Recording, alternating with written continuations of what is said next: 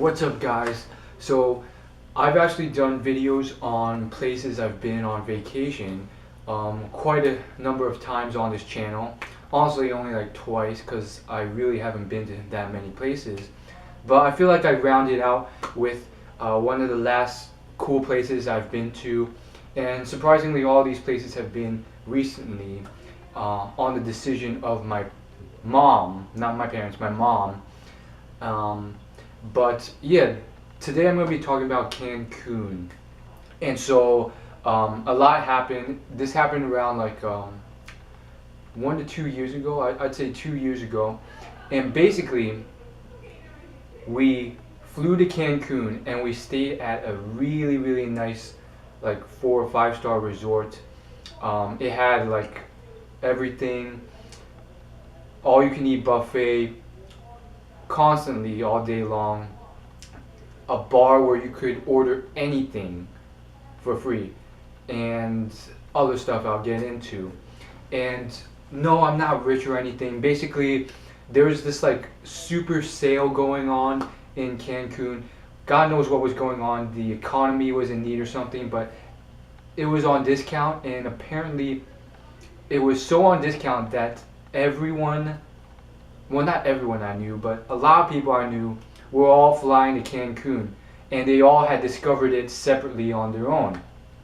So it was really interesting. Like 2 or 3 other groups of families were all, as well, going to Cancun, and we just happened to all discover it on our own. And the most retarded part about it was that, like, one of our good friends who goes to the same church that I do and the same college I go to, he actually bumped into us at the resort in Cancun. So you could tell that this was not some just spur of the moment decision. There was some sort of like super sale going on, and when we bumped into him, it was the most retarded thing because it made, like, there's no way this was by, I mean, it was definitely by chance. He didn't know we were going. He didn't plan it out. He was going alone with his family. My family was going in a group with a couple other families and their children, and we just happened to go on the same week, and other people I knew were going on different weeks. So it was quite the experience. I don't know if they still have that deal. Possibly, maybe not. Maybe, there was just like some economic crisis then, and they were like, you know what, let's just lower the prices so we don't waste all these resources, because no one's coming to Cancun, to this resort anymore at the prices we have. So anyhow, let's get started on how it was. First off, the resort was fun. We stayed for about 4 or 5 days. The thing was, the resort on its own, and I call it resort, what it was a you had your rooms, it was pretty much like a hotel with a lot of stuff, pools and so forth.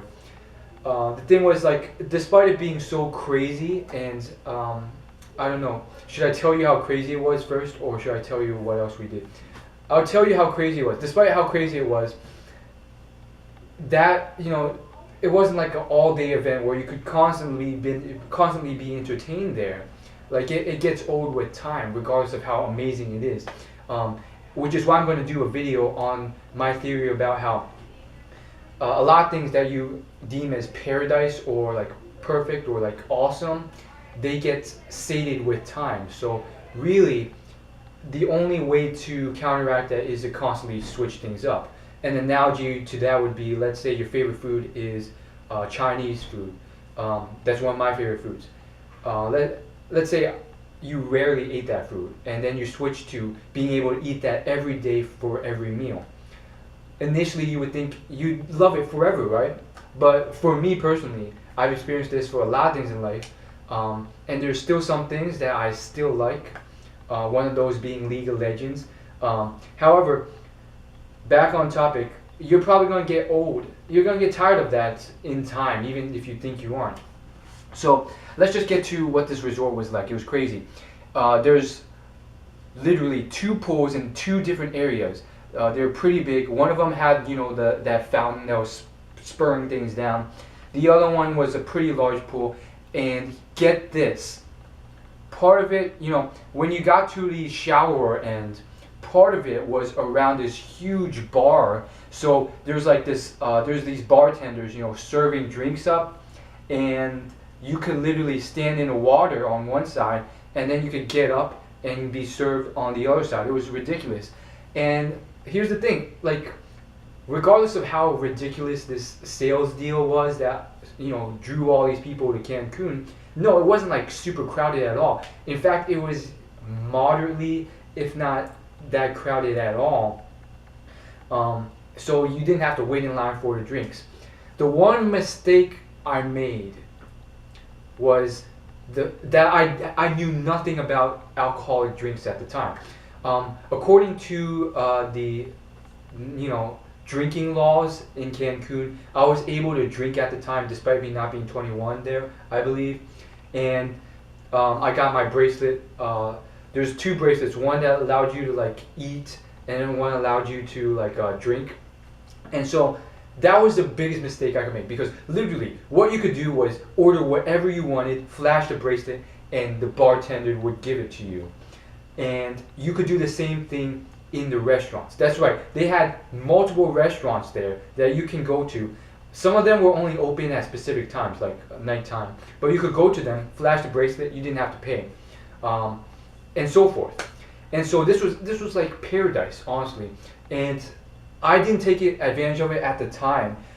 I would have if I went back, but at the time, what, I ate as much as I could, but the bar thing, it's like, I knew no drinks. Nowadays, I watch this YouTube channel called Tipsy Bartender, and there are so many alcoholic drinks, and I'm not even an alcoholic. I've never been drunk in my life, but the variety is out there. There's like thousands of different drinks that are crazy. And I honestly only tried out like 4 or 5, and more than 4 or 5, and like half of them were like pretty darn standard, and then the other half were like recommended from the friends that went with me. And so it was literally that crazy. I tried out this blue drink, then I tried out this red alcoholic drink. They're apparently completely different, but I felt like they were like different versions of each other. And then I tried out like, honestly, I'm gonna be honest with you, I was young at the time, so I literally ordered like 4 or 5 Shirley Temples from that bar. And each time, like, I couldn't tell, but I felt like the bartender was like, he was like rolling his eyes each time I asked him. Here's the thing though, like, literally, I was always like, Shirley Temples look like the most amazing thing ever. But honestly, they're literally just, it's just Sprite mixed with like cherry flavoring.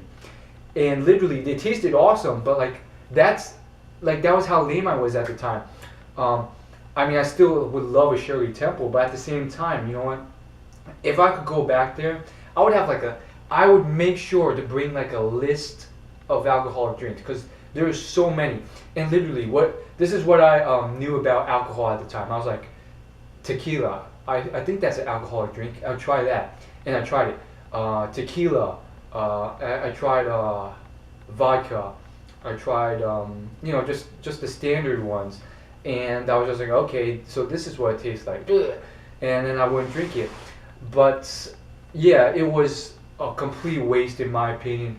Literally, I feel these bartenders were pretty good. They knew most of the drinks, and I'm sure they were kind of off-put that most of the people, they were only ordering standard stuff. Granted, they weren't shouting out like recommendations, but most of them were Hispanic. They didn't speak that good English, and they were fairly busy most of the time.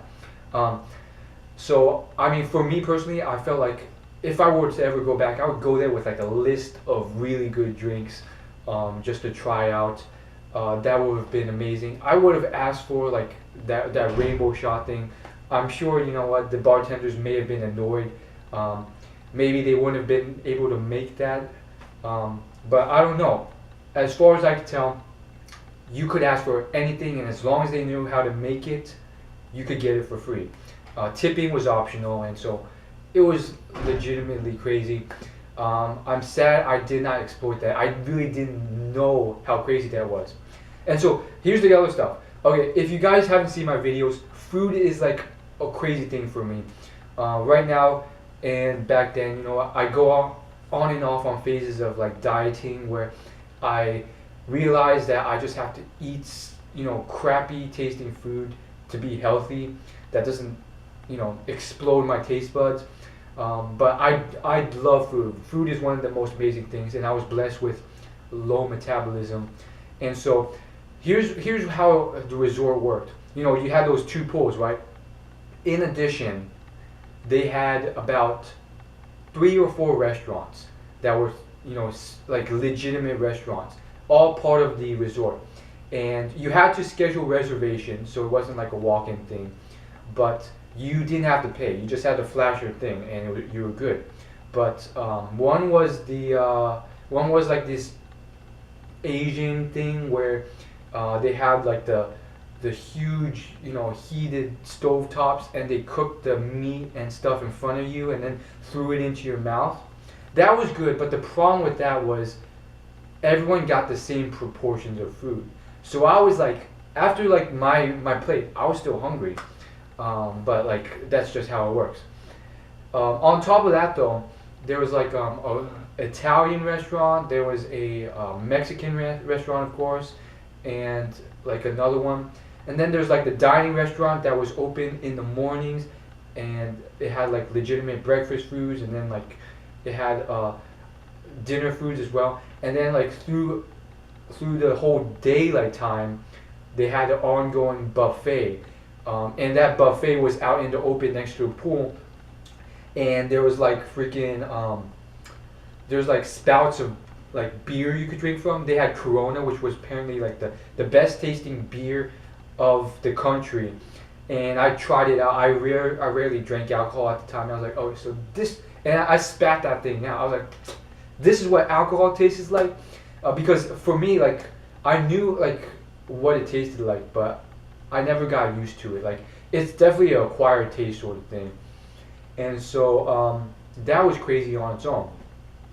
And so you had like your straight out buffet of all the foods. I'm not gonna list all the foods as much as I would love to. That's gonna take too much time. They had the buffet there, and then everything else was just that was pretty much it. They had the occasional events, karaoke night, and they had like dance events in the daytime. But there's a lot of old people there, occasional youngsters, and the only people my age, which was like college time, they were like in their own little group. It was like their own little summer vacation group, and yeah, it wasn't too many youngsters. So if you're trying to go there for like a spring break party sort of thing, where there's like hundreds or thousands of college students all at the same spot, there's a lot of other places for that. This wasn't it. The reason being probably because this was still on the expensive side of things. So on top of all this, I thought it was a vibe where it was definitely for there's a lot of elderly people there. They had like a dance night sort of thing where they played music, and there's like it was like a nightclub sort of vibe during the nighttime. But even that, it was sort of like, it didn't really work well because there's a lot of like it was a motley crew of people, some adults.